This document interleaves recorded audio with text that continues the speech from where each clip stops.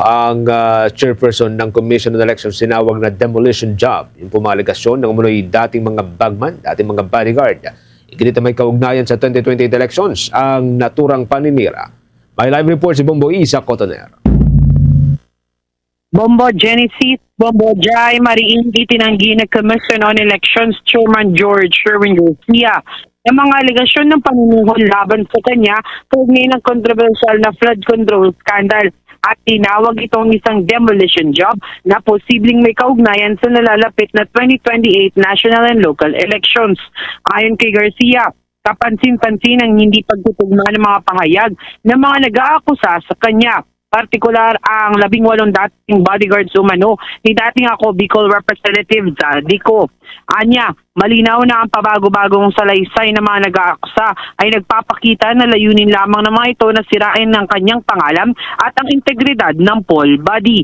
Kaugnay niyan, pakinggan natin ang tinig ni COMELEC Chairman George Sherwin Garcia.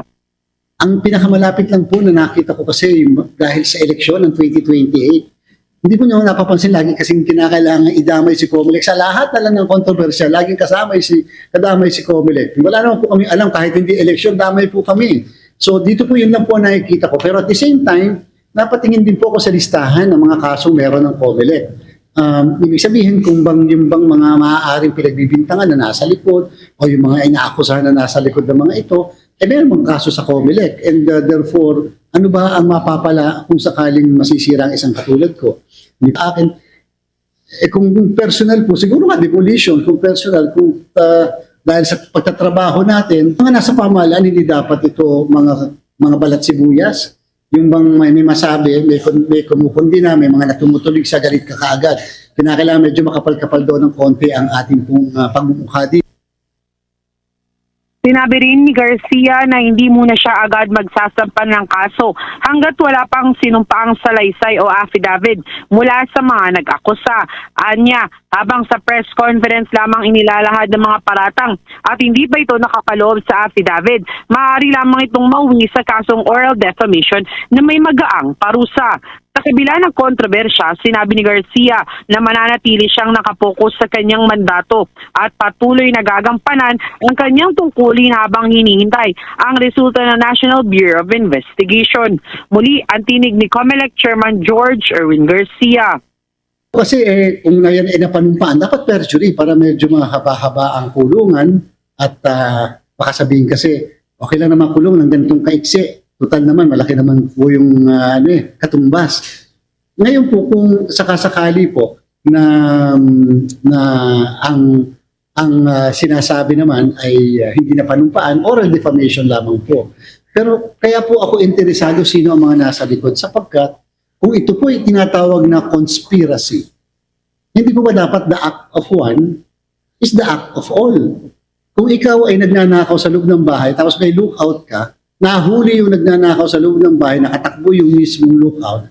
Kung ano yung kinaso mo sa nagnanakaw sa loob ng bahay, yun din ang kaso ng mismong lookout lang.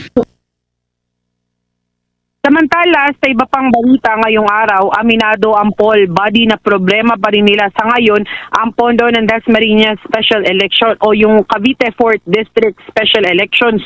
Ngunit patuloy pa rin ang pag-aanda na nakatakdang isagawa sa August 29. Isa yan sa mga napag-usapan sa Anbank session ng komisyon.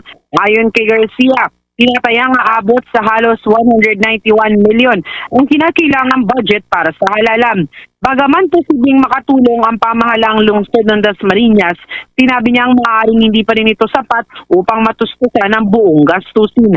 Nais ni Garcia na sa uling linggo ng Hunyo ay maliwanag na sana ang estado upang paghandaan pa ng poll body ang iba pang paraan upang mapababa ang gastos, kabilang ang muling paggamit ng ilang natitirang election materials mula sa mga nakaraang halalan.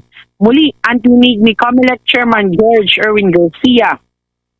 Kailan nyo tatanggapin na ito na lang yung budget natin? Actually, meron na tayong mga ginagawang preparasyon. Medyo hindi naman po ganun pa yung gastusan.